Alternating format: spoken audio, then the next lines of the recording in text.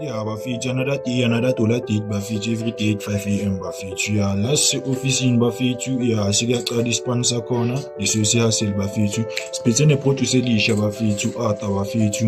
Yeah, bafethu, is fire bafethu. Yeah, kindly welcome bafethu ukuthi nizoshaya ama studio session bafethu. Imali ine-1 konje mafatman. 80 rand without the producer, and the producer will must still ring out the prices.